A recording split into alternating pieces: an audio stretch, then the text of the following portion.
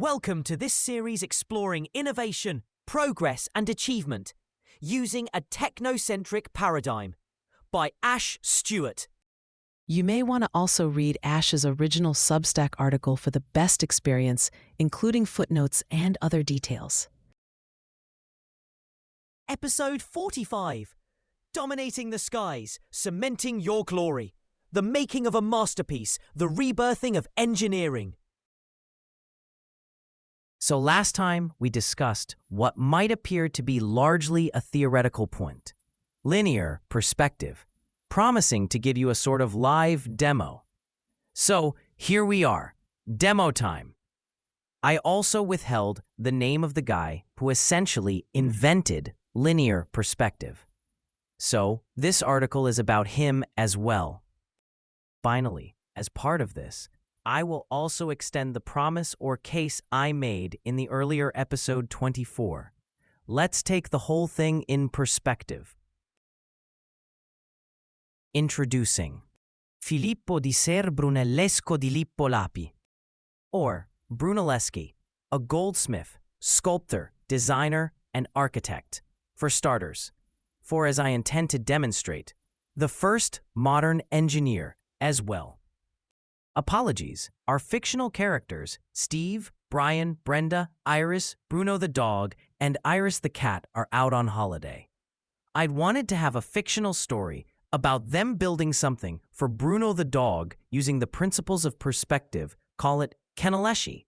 But what we saw last time still applies to this one, because back then we already set the stage, literally. More seriously, we have a real life, or even larger-than-life demo of Brunelleschi's work today, so let's get to it. Our hero, in line with the whole Renaissance theme, has many achievements to his credit, but one of them, which towers above all else, will be the main focus of our demo, Il Duomo. This is the dome of Cattedrale di Santa Maria del Fiore, more commonly known as the Florence Cathedral.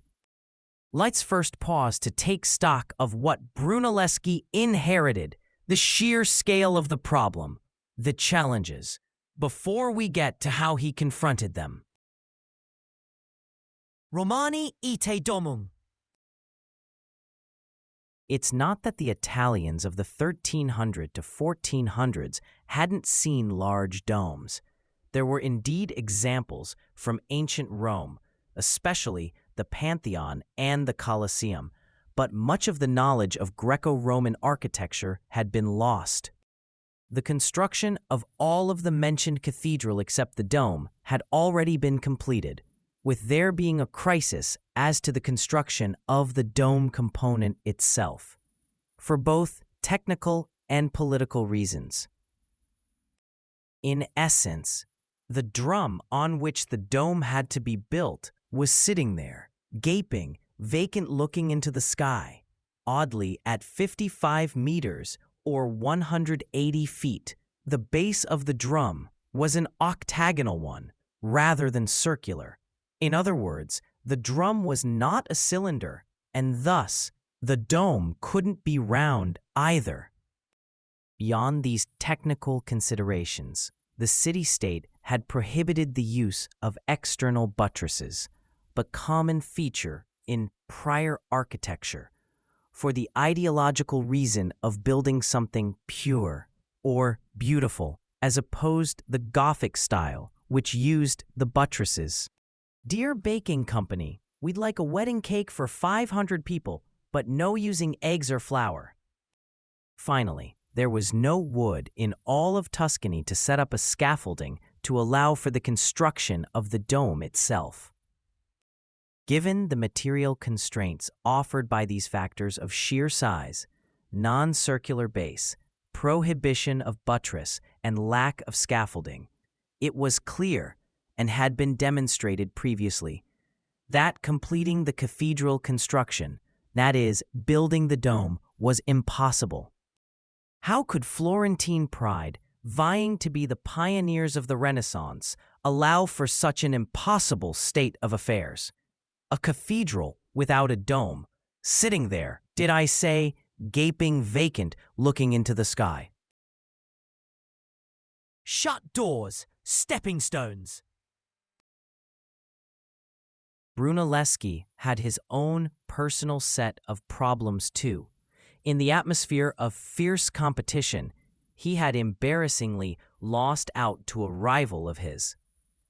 He had failed to secure the commission for the north doors of the Florence Baptistery in 1401 to his nemesis Lorenzo Ghiberti, when during a highly publicized contest, the authorities rejected Brunelleschi's proposal. So about 2 decades later, when the city council announced another contest, this time for proposals for the construction of the aforementioned dome, Brunelleschi had more than one hurdle to cross. Firstly, when he submitted his proposals, many people thought he had gone mad. They were so radical that people couldn't imagine it would work. Eventually, though, when he managed to demonstrate the soundness of his plan, I'll come back to this below, to the authorities, he was offered the project as in joint responsibility with, yes, none other than Ghiberti. But this time, Brunelleschi was not going to be defeated. He'd not wasted those 2 decades and had covered a lot of ground, to the extent that he was able to demonstrate that Ghiberti was out of his depth, which, the story goes, included some unconventional tactics, such as feigning illness to let Ghiberti screw things up, only to suddenly emerge to demonstrate that he, Brunelleschi, was the only game in town. Oh, and yes, don't worry, there will be a piece about Machiavelli in due course. So let's look at the basics of the solution Brunelleschi devised, and no need for spoiler alert warning, I suppose. Implemented. I'll leave technical specifics in the footnotes, sticking here to things that don't require specialist knowledge in the areas. Finessing physics, defying gravity. Part of Brunelleschi's genius was to conceive of a 2-part structure, a dome within a dome. In a sense, you could say that the inner dome was indeed a sort of scaffolding, after all, to the outer one, taking upon itself the bulk of the structural challenges, while the outer dome would act as a thinner layer offering protection from the elements, as well as the desired external aesthetic to views outside. But that was not the end of the structural challenge. The inner dome is still a dome and has to build from the inside, essentially from the bottom up.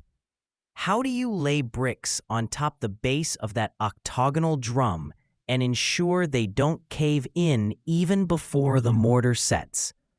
I think we can all imagine, without the kind of scaffolding we are used to seeing on building construction, this would be impossible, especially as we get to the higher bits of the dome.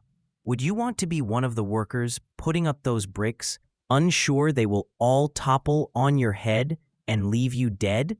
I take it you'd flat out refuse, for otherwise, well, you could be flat out literally, or.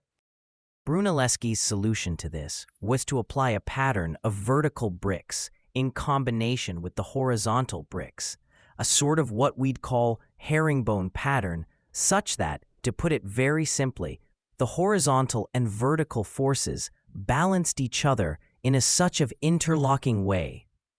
A structure like a dome exerts outward horizontal force in addition to the obvious downward pull of gravity. Also, this is kinda how the zip in your clothing or bags works.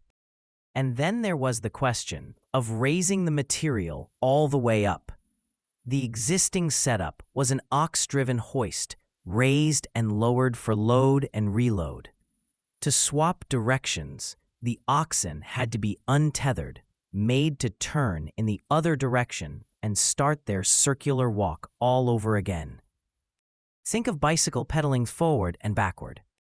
Brunelleschi's innovation here was to devise a 3-speed gearbox, such that the oxen could continue walking non-stop in one direction, while with the click of a button, switch of the gear, the vertical motion is changed between raise and lower.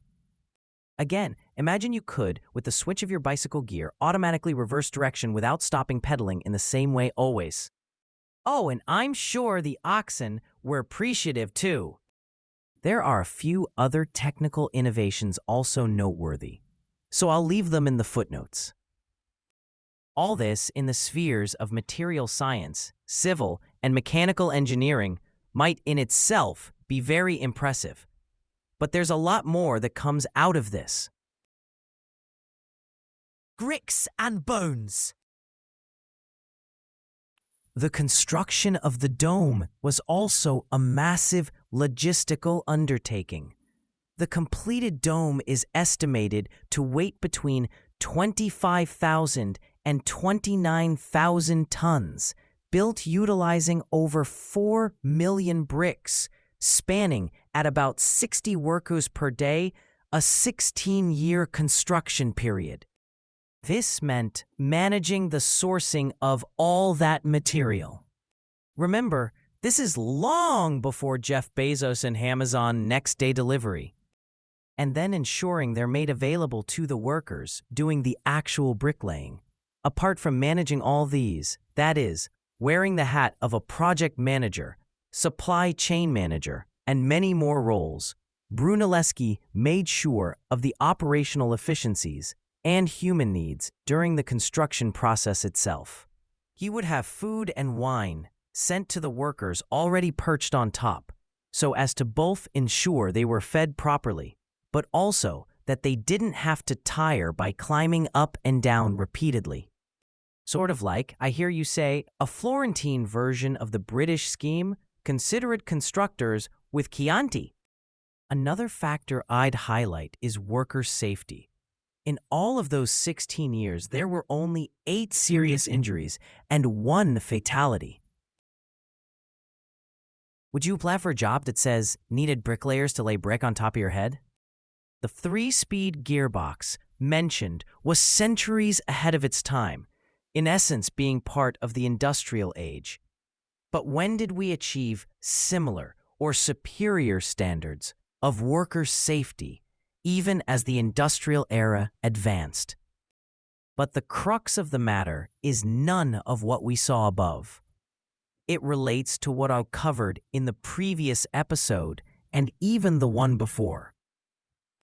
When in episode 43, where we discussed the Renaissance bottega, I touched upon the question of what makes genius. What is the Renaissance man? I trust I have now introduced you to one of the greatest embodiments of this phenomenon. In the last one, we saw how, from the simple idea that things afar look smaller and parallel lines converge in the distance, the Renaissance produced the whole science of linear perspective, and that was indeed Brunelleschi's gift to the world. It was Filippo Brunelleschi who systematically developed that science of linear perspective and demonstrated it in a mathematically rigorous way. But what does it mean when we say mathematically rigorous? Devising an accurate way of capturing 3D space on 2D planes, allowing not just the representation of the real world on paper, but also, in the other direction, the implementation of a blueprint on paper back into the real world to scale. And that is the foundation of all that we see around us and take for granted in our own day. Linear perspective laid the foundation for laying the foundations of every one of the monumental achievements of the modern day. Not just monuments of art and sculpture, not just monuments of great architecture, but every object, every machine, every single sophisticated mechanical, industrial, or other engineering artifact ever conceived and successfully built. I mean, just look around you. It's true grand architectures existed before these developments, as we know from the Egyptians to the Incas, from the Mayans to the Greeks, and more. In fact, in a different way, this also underscores the sheer scale of architectural achievements of these earlier cultures. Still, It's thanks to Brunelleschi and the spirit of the Renaissance that mankind developed decisive control over space, in craft and science, in engineering and technology, and thus set the stage for the modern. Without being able to systematically, mathematically, capture reality on paper and put plan on paper to action in the real world, what sort of a world would we be living in today?